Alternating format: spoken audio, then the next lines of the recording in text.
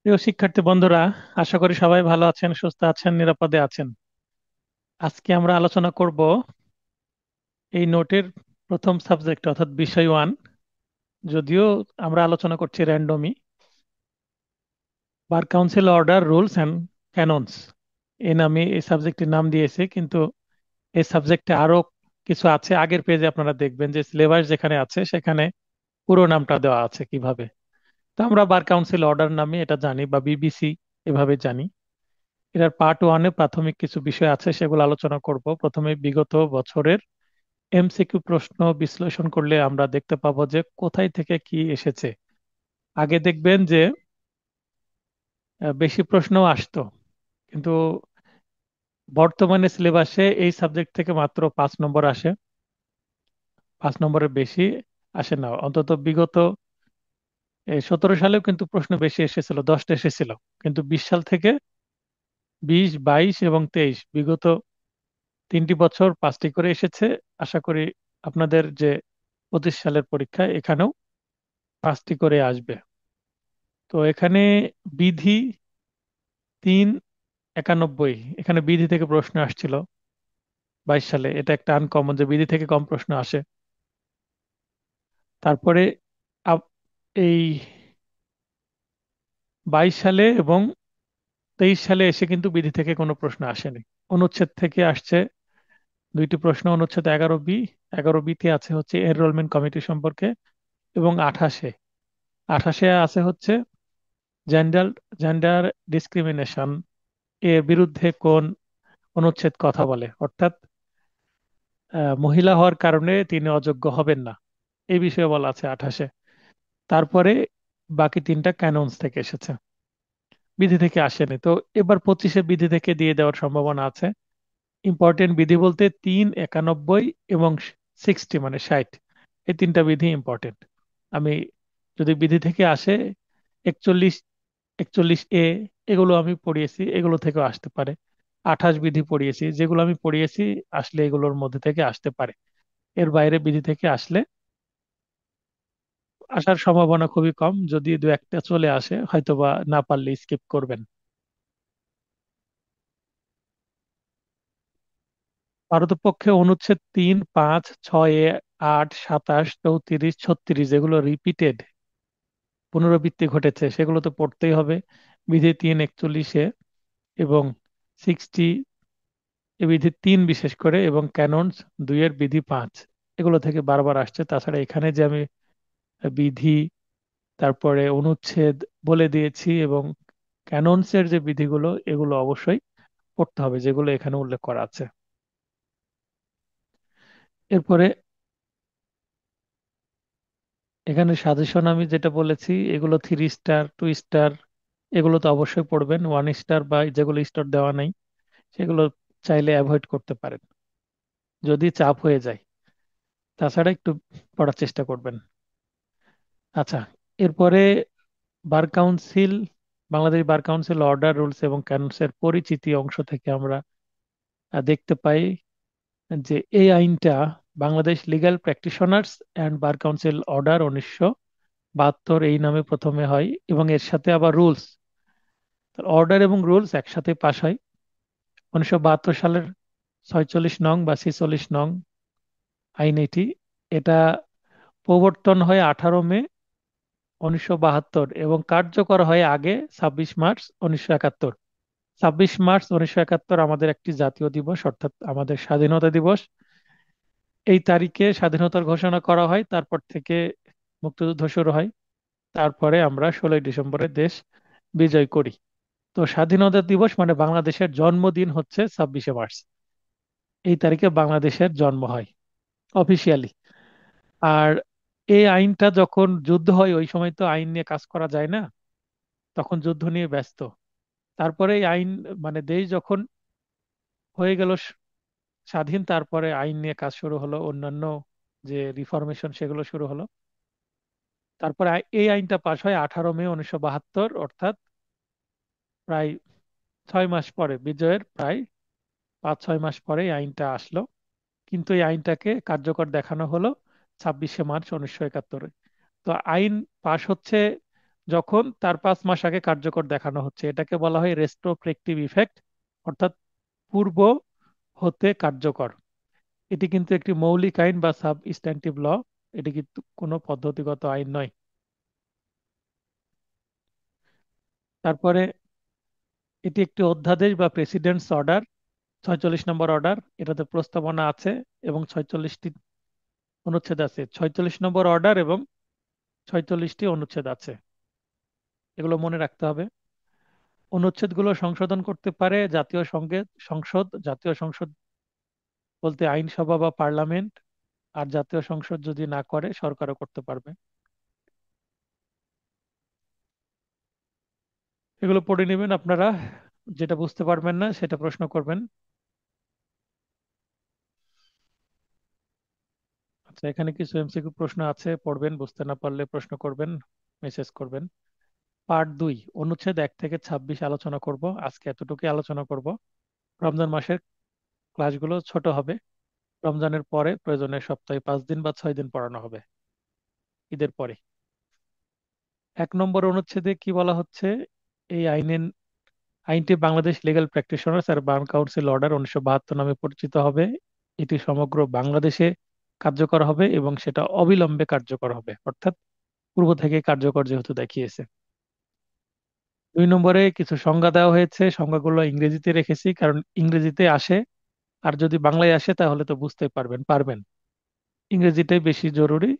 Advocate কাকে বলে? এই লাইনটা শুধু লক্ষ্য করবেন, entered in the role. Entered in the role, এই লাইনটা লক্ষ্য করবেন, তাহলে আপনারা বুঝতে পারবেন যে হ্যাঁ, এটা অপশনে থাকবে।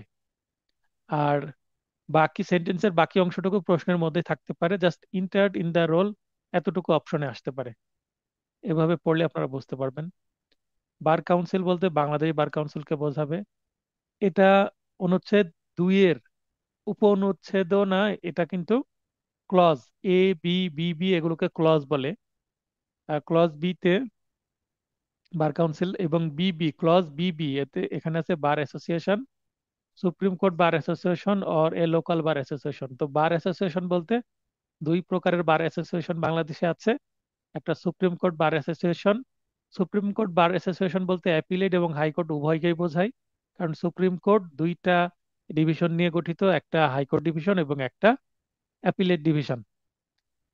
তাছাড়া আছে local bar association. Local bar association বলতে জেলা পর্যায়ে এবং উপজেলা পর্যায়ে যে চৌকি আদালতগুলো আছে সেখানে যে বার অ্যাসোসিয়েশন আছে সেগুলোকে বোঝায়, জেলা এবং উপজেলা পর্যায়ের। তারপরে D-তে আছে গভর্নমেন্টের সংজ্ঞা, government of the people's republic of Bangladesh, অর্থাৎ বাংলাদেশের সরকারকে বোঝাবে। হাইকোর্ট বলতে high court division of the supreme কোর্টকে বোঝাবে। কোথায় আছে? E-তে আছে। F-এ আছে লোকাল বার অ্যাসোসিয়েশন।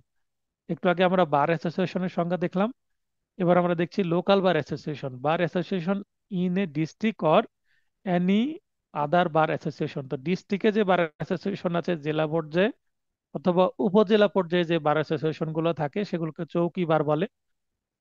তো সেগুলোকে বোঝাচ্ছে। এবং এই পেজেটা আছে লোকাল বার অ্যাসোসিয়েশন বলতে আর্টিকেল 39 অনুসারে যেগুলো গঠিত হবে, অর্থাৎ আর্টিকেল 39 অনুসারে কোনো এলাকার কিছু অ্যাডভোকেটস মিলে যদি বার কাউন্সিলে আবেদন করেন যে আমরা বার অ্যাসোসিয়েশন গঠন করতে চাচ্ছি, অনুমোদন চাচ্ছি, তাহলে আর্টিকেল 39 অনুসারে বাংলাদেশ বার কাউন্সিল যে কোনো লোকাল বার অ্যাসোসিয়েশনকে অনুমোদন দিতে পারেন, যদি মনে করেন যে দেওয়া যাবে। কিছু তো রিকোয়ারমেন্ট থাকবে, আবেদন করতে হবে 39 অনুসারে। তো 39 অনুসারে বাংলাদেশ বার কাউন্সিল যতগুলো লোকাল বার জেলা এবং উপজেলা পর্যায়ে আছে তাদেরকে কি দিয়ে থাকেন? অনুমোদন দিয়ে থাকেন। তো যাদেরকে অনুমোদন দিয়ে থাকেন তারাই হচ্ছে লোকাল বার অ্যাসোসিয়েশন। এখানে বলা হচ্ছে but not supreme court bar association. তো supreme court bar association is not a local bar association, অর্থাৎ সুপ্রিম কোর্ট বার অ্যাসোসিয়েশনকে কখনো লোকাল বার অ্যাসোসিয়েশন বলা যাবে না। লোকাল বার অ্যাসোসিয়েশন বলতে জেলা এবং উপজেলা পর্যায়ের। প্রেসক্রাইব বলতে prescribe by rules made under this order. এবং রোল, রোল বলতে যেমন আমি যখন অ্যাডভোকেট হলাম তখন আমাকে একটা রোল দেওয়া হলো, এটা একটা ইউনিক রোল। এই রোলটা বার কাউন্সিল সংরক্ষণ করে অ্যাডভোকেটের সিরিয়াল নাম্বার। আমার যে সার্টিফিকেট আছে সেখানে এটা আছে, আমার যে আইডি কার্ড আছে সেখানেও সেটা উল্লেখ করা আছে। আমি রাজশাহী অ্যাডভোকেটস বার অ্যাসোসিয়েশনের সদস্য। এখানে আমার সদস্য নম্বরও আছে, মানে সদস্য হিসেবে একটা সিরিয়াল নাম্বার আছে, এবং বার কাউন্সিলের থেকে আমি যে লাইসেন্স প্রাপ্ত সেটার অ্যাডভোকেট হিসাবেও একটা সিরিয়াল নাম্বার আছে। তো বার কাউন্সিল যে সিরিয়াল নাম্বার মেনটেন করছে এবং আমার জন্য যে একটা ভলিউম বা পেজ, ভলিউমে একটা পেজ ওপেন করেছে, আমার নাম, পিতার নাম, ডিটেলস আছে, এবং আমার রোল নম্বরটা দেওয়া আছে। কোন রোল? অ্যাডভোকেট হিসাবে যে আমি রোল হয়েছে সেটা। আপনারা যে পরীক্ষা দিবেন, পরীক্ষার যে রোল নম্বর এই রোল নয়, লাইসেন্স পাওয়ার পরে আলাদা একটা সিরিয়াল নাম্বার আসে, সেই সিরিয়াল নাম্বারের রোলকে বোঝানো হচ্ছে। তো the role of advocates prepared and maintain by the bar council. তাহলে আমাকে যে রোলটা দেওয়া আছে সেটা বার কাউন্সিল আমাকে দিয়েছে, মানে প্রিপার করেছে, এবং সেটা মেনটেনও করছে। এখন আমার যে ট্র্যাক রেকর্ড, আমি সঠিকভাবে আহ, যে বার কাউন্সিলের নিয়মকানুন মেনে চলছি কিনা, 42টা যে ক্যানোস আছে সেগুলো মেনে চলছে কিনা, এগুলো সম্পর্কে সবকিছু ডিটেলস থাকে। আমার বিরুদ্ধে কেউ অভিযোগ যদি করে, সেখানে কোনো প্রবলেম যদি হয়, আমাকে কোনো শাস্তি দেয়, তো সেগুলোও কিন্তু আমার এই রোলের বিপরীতে লেখা থাকবে। আবার কোনো অ্যাডভোকেট যদি অসদাচরণের জন্য তার লাইসেন্স বাতিল হয়ে যায়, সেক্ষেত্রেও কিন্তু তার রোলের বিপরীতে এটা লাল কালিতে লেখা থাকবে যে তাকে রিমুভ করা হয়েছে। মানে যত মন্তব্য এই রোলের বিপরীতেই থাকবে। এটাকে রোল বলা হচ্ছে। ট্রাইব্যুনাল বলতে tribunal constituted under this order. এই অর্ডারে 33-এ ট্রাইব্যুনাল গঠন করা হয়, 33 আর্টিকেল অনুসারে, সেটাকে বলা হচ্ছে। এই সংজ্ঞাগুলো একটু মনে রাখার চেষ্টা করবেন, সংজ্ঞা থেকে প্রশ্ন আসতেই পারে। 3 নম্বরে বৈশিষ্ট্য দেওয়া আছে, এ আদেশের আওতায় গঠিত বাংলাদেশ বার কাউন্সিল একটি বিধিবদ্ধ প্রতিষ্ঠান। তাহলে বাংলাদেশ বার কাউন্সিল যেটা এই অর্ডার অনুসারে হচ্ছে, এবং এটি একটি বিধিবদ্ধ প্রতিষ্ঠান যার কিছু বৈশিষ্ট্য থাকবে। কি কি? চিরস্থায়ী উত্তরাধিকার ও একটি সাধারণ সিলমোহর থাকবে। সিলমোহর বলতে গোলাকার যে সিল, সেটাকে বোঝানো হচ্ছে। স্থাবর ও অস্থাবর উভয় প্রকার সম্পত্তি অর্জন, মানে পারচেস ও ধারণের এখতিয়ার থাকবে। যে কোনো প্রকারে অর্জন এবং সেটা ধরে রাখা, এইটার জুরিসডিকশন থাকবে। চুক্তি করার এখতিয়ার থাকবে। বাংলাদেশ বার কাউন্সিলের পক্ষেও এবং বিরুদ্ধে মামলা করা যাবে, মানে বাদী হয়ে মামলা করতে পারবে, এবং বাংলাদেশ বার কাউন্সিল বিবাদী হয়ে মামলা করা যাবে। তো এটা যেহেতু একটা বিধিবদ্ধ প্রতিষ্ঠান, তাহলে এটাকে একটা লিগ্যাল পার্সন বলা যাবে, অর্থাৎ একটা artificial legal person. Bangladesh bar council এর পক্ষে বা বিরুদ্ধে যেহেতু মামলা করা যায়, তাহলে অবশ্যই এটি একটি legal person, artificial legal person বলা হয় এই ধরনের এন্টিটিকে। 4 নম্বর, মেয়াদ বা টার্ম। বাংলাদেশ বার কাউন্সিল সাধারণ নির্বাচনের পর 1 জুলাই হতে পরবর্তী 3 বছর পর্যন্ত মেয়াদ থাকে। অর্থাৎ এই যে 15 জন সদস্য থাকে, একটা হচ্ছে পদাধিকার বলে অ্যাটর্নি জেনারেল স্যার চেয়ারম্যান হবেন, এবং বাদ বাকি 14 জন নির্বাচিত, টোটাল 15 জন, এদের মেয়াদ কতদিন হবে? এটা হবে 3 বছর। অর্থাৎ 3 বছর পর পর ভোট হয়। আমাদের জাতীয় নির্বাচন হয় 5 বছর পর পর। আমেরিকার বা ইউএসএ এর যে নির্বাচন হয় সেটা 4 বছর পর পর। আমাদের যে লোকাল বার অ্যাসোসিয়েশন রাজশাহীর, এবং প্রায় আমি যতগুলো খোঁজ পাই প্রতি বছরই হয়, মানে প্রতি বছর বার অ্যাসোসিয়েশন গুলোর ভোট হয়, মানে 1 বছরের জন্য গঠিত হয়, কিন্তু বার কাউন্সিল 3 বছরের জন্য কমিটি গঠিত হয়। 5, সদস্যবৃন্দ বা মেম্বার্স। বার কাউন্সিলের মেম্বার হবে 15 জন মোট। এটা কিন্তু খুবই গুরুত্বপূর্ণ একটি লাইন। মানে আমি যতগুলো পড়াচ্ছি আজকের সবগুলোই গুরুত্বপূর্ণ, সবগুলো থেকে প্রশ্ন আসে। 15 জন মোট। পদাধিকার বলে অ্যাটর্নি জেনারেল একজন। অ্যাটর্নি জেনারেল যিনি, তিনি তো একজনই থাকেন, এবং ওনার আন্ডারে ডেপুটি অ্যাটর্নি জেনারেল থাকেন, অ্যাসিস্ট্যান্ট অ্যাটর্নি জেনারেল থাকেন, এরকম বেশ কয়েক ক্যাটাগরি অ্যাটর্নি জেনারেল থাকেন। তার মধ্যে অ্যাটর্নি জেনারেল একজনই, তিনি আবার পদাধিকার বলে, মানে তিনি অ্যাটর্নি জেনারেল এই কারণেই তিনি অটোমেটিক্যালি বাংলাদেশ বার কাউন্সিলের চেয়ারম্যান হবেন। নির্বাচিত সাধারণ সদস্য 7 জন, এবং নির্বাচিত অঞ্চল ভিত্তিক বা গ্রুপ ভিত্তিক সদস্য 7 জন। অঞ্চল ভিত্তিক 7 জন হয়, এটা একটা কোটা সিস্টেম, এবং সাধারণ যেটা 7 জন, এটা ওভারঅল। যে কোনো জায়গা থেকে ইনি ভোট করতে, বাংলাদেশের যে কোনো অঞ্চলের মানুষ এই নির্বাচিত সাধারণ সদস্যের জন্য ভোট করতে পারবেন। সরকার সমগ্র দেশের বার অ্যাসোসিয়েশন সমূহকে 7টি গ্রুপে ভাগ করেছে।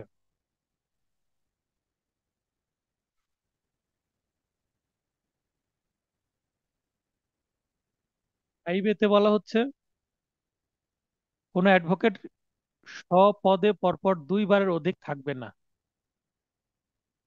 টু কনজিকিউটিভ টার্মস, এই ইংলিশটাও আসে, যে একজন অ্যাডভোকেট মনে করেন যে তিনি নির্বাচিত হলেন, এই যে 14 জনের একজন হলেন, তাহলে তিনি 3 বছর থাকলেন, আবার 14 জনের একজন হলেন পরের বারও, তাহলে 3 3 6 বছর থাকলেন।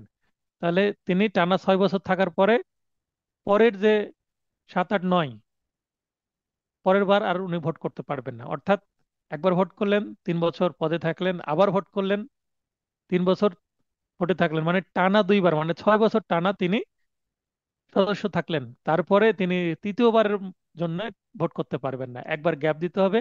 গ্যাপ দেওয়ার পর তিনি আবার ভোট করতে পারবেন। তার মানে এখানে পর পর 2বার করার পর তৃতীয়বার করা যাবে না, কিন্তু তিনি আবার তৃতীয়বার গ্যাপ দিয়ে চতুর্থবার আবার ভোট করতে পারবেন। আশা করি এই পয়েন্টটা বুঝতে পেরেছেন। যিনি বুঝতে পারেননি হাত উত্তোলন করেন। 6, সভাপতি পদাধিকার বলে অ্যাটর্নি জেনারেল, একটু আগে আমি যেটা বলে দিয়েছি। 6-এর মধ্যে এটাই বলা হচ্ছে। 6 সহসভাপতি বা ভাইস চেয়ারম্যানের কথা বলা হচ্ছে।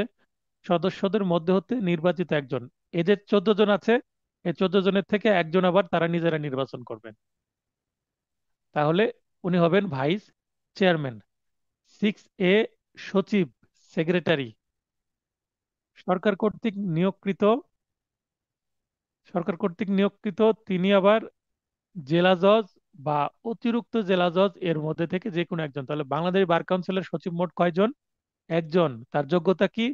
হয় তিনি জেলা জজ হতে হবে অথবা অতিরিক্ত জেলা জজ হতে হবেন। তো জেলা জজ বা অতিরিক্ত জেলা জজ এর মধ্যে থেকে সরকার একজনকে সেক্রেটারি করে দিবেন। 8, নির্বাচন বা ইলেকশন। নির্বাচন বা ইলেকশন কত তারিখে হবে? 31শে মে অথবা এর পূর্বেই নির্বাচন অনুষ্ঠিত হবে। অ্যাডহক কমিটি বিষয়ে, এটা করোনার সময় গঠিত হয়েছিল, কারণ ওই সময় সঠিক সময় ভোট হচ্ছিল না, তাই অ্যাডহক কমিটি গঠন করা হয়েছিল। বর্তমানেও কিন্তু অ্যাডহক কমিটি আছে। 9, কমপক্ষে 31 দিন পূর্বে অফিসিয়াল গেজেটের মাধ্যমে নির্বাচনের তারিখ প্রকাশ করতে হবে।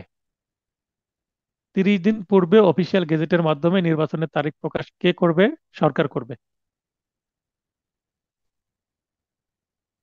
10, বার কাউন্সিলের কার্যাবলী বা ফাংশনস। বার কাউন্সিল কি কি কাজ করে? সাধারণত অ্যাডভোকেটদের তালিকাভুক্তির জন্য পরীক্ষা গ্রহণ এবং উক্ত তালিকা হতে অ্যাডভোকেটদের অপসারণ।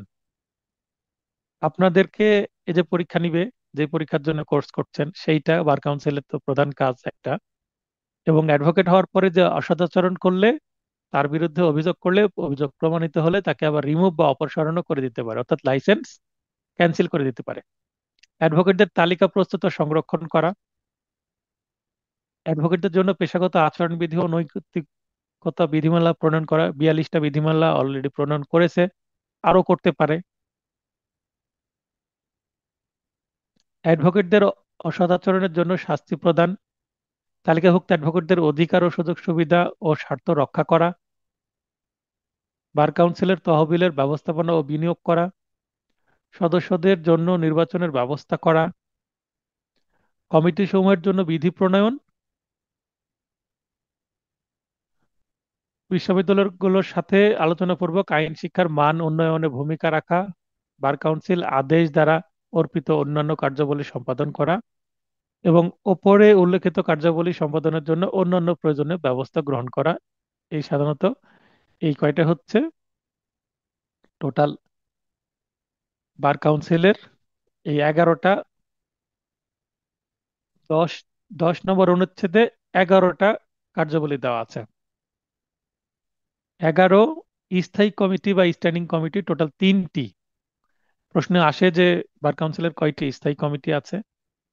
3টি।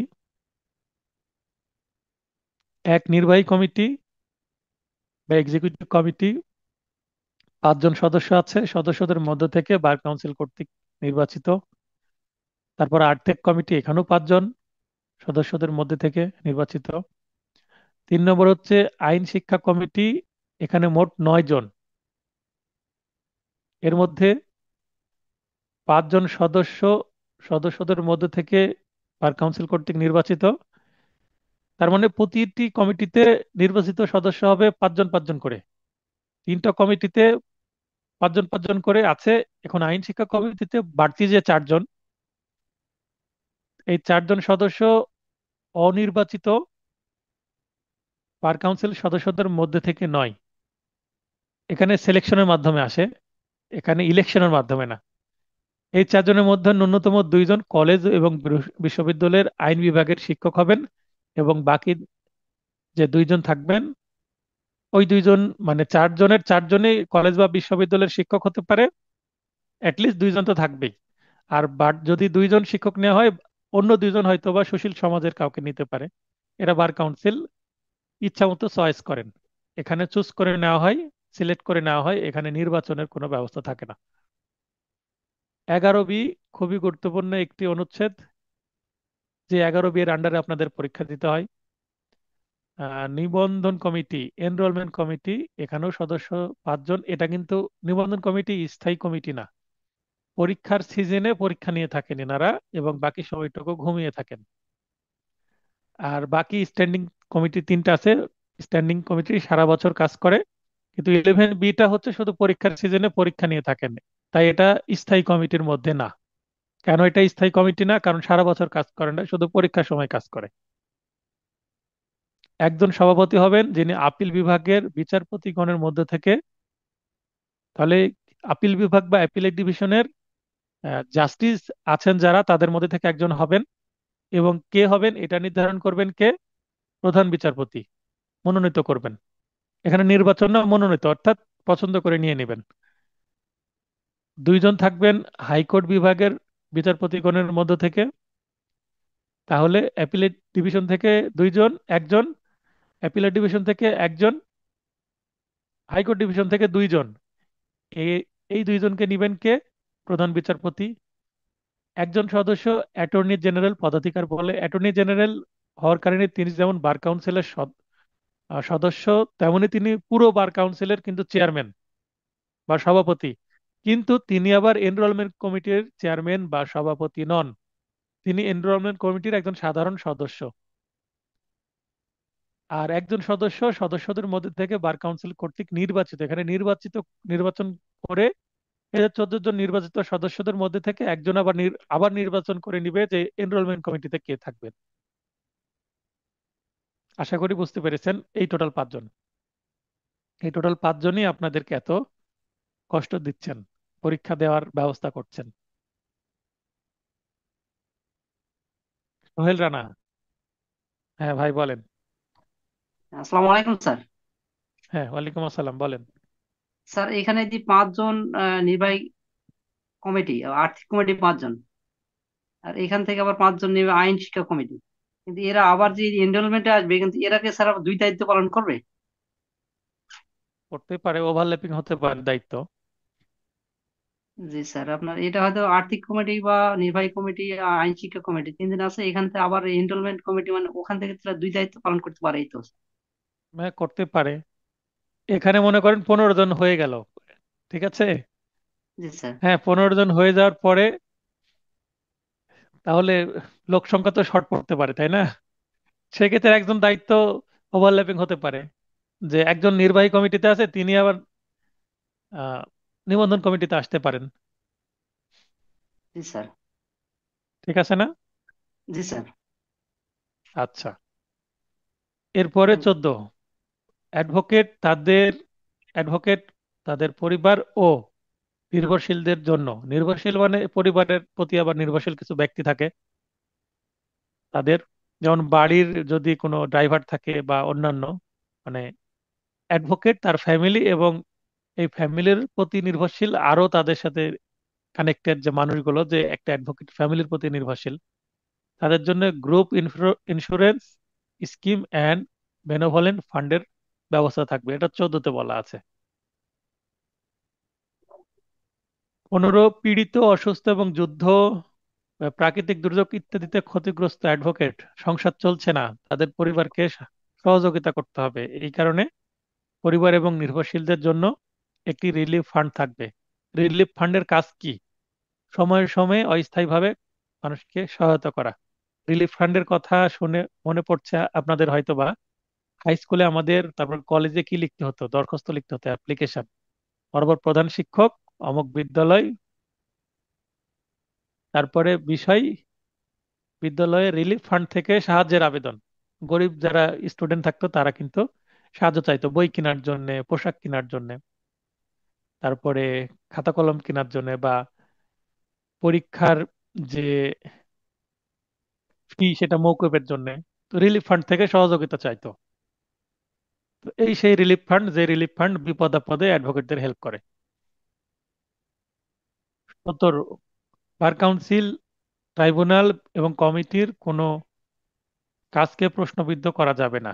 বার কাউন্সিল, পুরো বার কাউন্সিলকে বা ট্রাইব্যুনালকে বা কমিটি এককভাবে কোনো কাজ করেছে তাদেরকে প্রশ্নবিদ্ধ করা যাবে না। No act done by the bar council or any tribunal or committee thereof shall be called in question, মানে কাউকে প্রশ্ন করা যাবে না। No on the ground of merely of the existence of any vacancy in or any defect in the constitution of such tribunal, council, tribunal or committee। তো এখানে মোট কথা হচ্ছে বাংলাদেশ বার কাউন্সিল যা খুশি তাই করবে, তাদের নিয়ে কোনো প্রশ্ন করা যাবে না যদি সেটা সিভিল ম্যাটারে হয় এবং গুড ফেদে করে থাকে। কিন্তু যদি কোনো অপরাধ করে থাকে সেই ক্ষেত্রে বার কাউন্সিলের বিরুদ্ধে মামলা করা যাবে। এটা আমরা কোথায় দেখলাম? 3-এ দেখলাম। অপরাধ করলে মামলা করা যাবে, কিন্তু তার দায়িত্বের যদি কোনো অবহেলা থাকে এটা নিয়ে প্রশ্ন করা যাবে না। 17, বার কাউন্সিল, ট্রাইব্যুনাল, কমিটি কর্মকর্তা কর্মচারীদের সরল বিশ্বাসে কৃত কোনো কাজের জন্য তাদের বিরুদ্ধে কোনো মামলাও করা যাবে না। একটু আগে যেটা আমি 17-এর মধ্যে বলার চেষ্টা করলাম সেটা 18-তে বলা আছে, নো শুট আর আদার লিগাল প্রসিডিংস শ্যাল লাই। তাহলে 3-এ বলা হচ্ছে মামলা করা যাবে বিরুদ্ধে, আর এখানে 18 বলা হচ্ছে মামলা করা যাবে না। এখানে শুধু একটা কি ঢুকে দিয়েছে, গুড ফেথ। যদি গুড ফেথ থাকে তাহলে মামলা করা যাবে না। 19, অ্যাডভোকেট ব্যতীত কেউ আইন পেশা প্র্যাকটিস করবে না। অ্যাডভোকেট না কিন্তু টাউটের মতো আমার লাইসেন্স আছে এই বলে আদালতে ঘোরাফেরা করছে কালো টাই পরে, কোট বা গাউন পরে, সেক্ষেত্রে একজন অ্যাডভোকেট সারা বাংলাদেশে আইন পেশা প্র্যাকটিস করার অধিকার থাকবে। আর তিনি সকল আদালত, ট্রাইব্যুনাল ও রাজস্ব কর্তৃপক্ষের, মানে রেভিনিউ যে অথরিটি, তার সামনে উপস্থিত হতে এবং শুনানি করতে পারবে। এখানে রেভিনিউ অথরিটি বলতে এখানে ট্যাক্সের যে বিষয় সেটা বলা হচ্ছে। 21, হাইকোর্ট বিভাগে প্র্যাকটিস করার অনুমতির জন্য একজন অ্যাডভোকেটকে কি করতে হবে? অ্যাডভোকেট হিসেবে বাংলাদেশের নিম্ন আদালতে 2 বছরের প্র্যাকটিস করার অভিজ্ঞতা থাকতে হবে। এটা 21-এ বলা হচ্ছে যে লোয়ার কোর্টে প্র্যাকটিস করার 2 বছর যদি পূর্ণ হয় তাহলে তিনি হাইকোর্টে পারমিশনের জন্য কি করতে পারবেন? পরীক্ষা দিতে পারবেন। এটা হচ্ছে প্রাথমিক যোগ্যতা। তবে 1 বছর পরেও পরীক্ষা দেওয়া যায়, সেটা আমরা পরবর্তীতে দেখব। সেটা বিশেষ যোগ্যতা, কিন্তু সাধারণ যোগ্যতা 2 বছর প্র্যাকটিস করে হাইকোর্টে যেতে হবে। এটাই উচিত। 2 বছর প্র্যাকটিস করলে লোয়ার কোর্ট সম্পর্কে একটা ভালো ধারণা হয়, তারপরে হাইকোর্টে যাওয়া উচিত। তার আগে হাইকোর্টে যদি যাওয়া হয় সেক্ষেত্রে কিন্তু সিনিয়রদের বকা খেতে হবে, কারণ লোয়ার কোর্ট থেকে যদি সাবমিশন সম্পর্কে বা কমন সেন্স এবং যে প্রসিডিং গুলো আছে সেগুলো যদি শিখে না যাওয়া হয়, হাইকোর্টে যেত বলবে এগুলোই শিখে আসছেন আর হাইকোর্টে প্র্যাকটিস করতে আসছেন। এই কারণে তো কিছু শিখে যেতে হবে।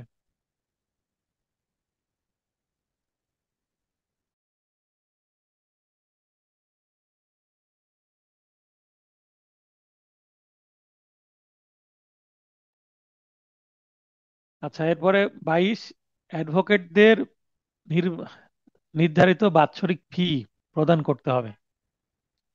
ফি দিতে 6 মাস বিলম্ব করলে জরিমানা হবে। যেমন আমার লাইসেন্স আছে, আমাকে প্রতি বছর ডিসেম্বরে বাংলাদেশ বার কাউন্সিলে একটা ফি পাঠাতে হয়। এটাকে আমরা রিনিউ ফি, যেমন লাইসেন্স রিনিউ করতে হয় গাড়ির, এরকম প্রতি বছর ফি দিতে হয় একটা পার কাউন্সিলে। এবং এইটা 6 মাস পর্যন্ত বিলম্ব হলে এটা জরিমানা সহ দিতে হবে। 23, জ্যেষ্ঠতার ক্রম, অর্ডার অফ সিনিয়রিটি, অ্যাডভোকেট হিসাবে তালিকাভুক্তির তারিখের ভিত্তিতে নির্ধারিত হবে। যদি দুই বা ততোধিক ব্যক্তির তালিকাভুক্তির তারিখ একই হয়, সেক্ষেত্রে তাদের বয়সের ভিত্তিতে সিনিয়র এবং জুনিয়র হবে। মনে করেন আমি এবং আমার বড় ভাই একসাথে আমরা অ্যাডভোকেট হলাম একই সময়ে, সেই ক্ষেত্রে আমার বড় ভাই আমার সিনিয়র এবং আমি তার জুনিয়র হিসাবে, মানে এখানে জুনিয়র বিষয় না, মানে তিনি সিনিয়র এবং তার বয়সের দিক দিয়ে যেহেতু আমি ছোট, তাই এখানে তিনি আমার সিনিয়র হবেন বয়সের দিক দিয়ে বড়র কারণে। কিন্তু আমি যে বছর লাইসেন্স পেলাম তার পরের বছর যদি আমার বড় ভাই, বয়সে আমার বড়, তিনি যদি লাইসেন্স পান, তাহলে তিনি আমার সিনিয়র হবেন না, বরং আমি তার সিনিয়র হয়ে যাব, যদিও বয়সে আমি তার ছোট। তার মানে দুইটা বিষয় দেখতে হবে, এক হচ্ছে এনরোলমেন্টের সাল বা তারিখ এবং বয়স। যদি সাল একই হয় তাহলে বয়সটা দেখতে হবে, বয়স যার বেশি সে হবে সিনিয়র। বুঝতে পেরেছেন কিনা? না বুঝতে পারলে এখানে প্রশ্ন করতে পারেন। তারপরে 26, বাংলাদেশের অ্যাটর্নি জেনারেল এর প্রাক শ্রোতা অধিকার বা রাইট অফ প্রি অডিয়েন্স। সকল অ্যাডভোকেটদের ওপর প্রাক শ্রোতা অধিকার থাকবে। অ্যাটর্নি জেনারেল শুনানির জন্য একটা আদালতে দাঁড়িয়েছেন, তার সাথে আরো সিনিয়র কিছু অ্যাডভোকেট দাঁড়িয়েছেন। যেমন আমাদের লোয়ার কোর্টে যেটা হয়, পিপি মহোদয় থাকেন, একটা জিআর মামলায় কি করতে হবে, আর্গুমেন্ট করতে হবে, একটা দায়রা মামলায় আর্গুমেন্ট করতে হবে, এই সবগুলোই কার মাধ্যমে হবে? পিপি বা এপিপির মাধ্যমে হবে। কিন্তু ওই বাদীপক্ষের অ্যাডভোকেটের যদি পার্সোনাল লয়ার থাকে, যে পিপি বা এপিপির মাধ্যমে তিনি আর্গুমেন্ট চান না, তার পার্সোনাল লয়ার প্রস্তুতি নিয়েছেন তার মাধ্যমে চান, সেই ক্ষেত্রে ওই পিপি বা এপিপির পারমিশন নিয়ে করতে হবে। তেমনি যে কোর্টে অ্যাটর্নি জেনারেল স্যার দাঁড়িয়ে আছেন, সেই কোর্টে অ্যাটর্নি জেনারেল ছাড়া যদি কেউ পার্সোনাল লয়ার বা ডেপুটি অ্যাটর্নি জেনারেল বা অ্যাসিস্ট্যান্ট ডেপুটি জেনারেল কাউকে দিয়ে যদি শুনানি করতে চান, প্রথমে অ্যাটর্নি জেনারেলকেই বলার সুযোগ দিতে হবে। তিনি যদি না বলেন, তিনি যদি পারমিশন দেন অন্য কাউকে, তাহলে তিনি বলতে পারবেন। তার মানে কথা শুরু করার অধিকার তার প্রথমে থাকবে, তিনি যেই আদালতেই দাঁড়ান না কেন, অ্যাপিলেট ডিভিশনে হোক বা হাইকোর্ট ডিভিশনে হোক। প্রাকশ্রোতা অধিকার বলে অ্যাটর্নি জেনারেল সকল অ্যাডভোকেটদের সিনিয়র হিসাবে বিবেচিত হবেন। অ্যাটর্নি জেনারেল যিনি লাইসেন্স পেয়েছেন, তিনি কত সালে লাইসেন্স পেয়েছেন সেটা 23-এ আমরা যেটা দেখলাম, তার কত সালে ওনার এনরোলমেন্ট সেটা দেখবে না, তারপরে তার বয়স কত সেটা দেখবে না। তিনি অ্যাটর্নি জেনারেল, এই কারণেই তিনি টপ অফ দা সিনিয়রিটি, সবার উপরে তার অবস্থান থাকবেন। তাহলে 23 আর 26 দুইটাই সিনিয়রিটি নিয়ে কথা বলে। 23-এ সবার জন্য সিনিয়রিটি নিয়ে কথা বলে, আর 26 শুধুমাত্র অ্যাটর্নি জেনারেল স্যারের সিনিয়রিটি এবং আগে কথা বলার যে অধিকার সেইটা। আজকের আলোচনা এতটুকুই। রমজান মাস উপলক্ষে এই ধরনের সংক্ষিপ্ত ক্লাস হবে, প্রথম 40 মিনিটে ক্লাস শেষ করার চেষ্টা করব, এইভাবে রুটিন আমি সেট করছি। রুটিন একটু ক্রিটিক্যাল হচ্ছে, এই কারণে একটু সময় লাগছে। আশা আশা করি আজকে রুটিনটা দিয়ে দিব। আগামীকালকে রিটেন ব্যাচের ক্লাস হবে। আচ্ছা, কারো আজকের এই ছোট্ট ক্লাস নিয়ে কারো প্রশ্ন থাকলে প্রশ্ন করতে পারেন। আজকে অনেকের উপস্থিতি আছে, মোটামুটি ভালো লাগছে। ঠিক আছে, ভালো থাকবেন সবাই। জি স্যার। সবার সুস্বাস্থ্য কামনা করে ক্লাসটি শেষ করছি। শুভরাত্রি।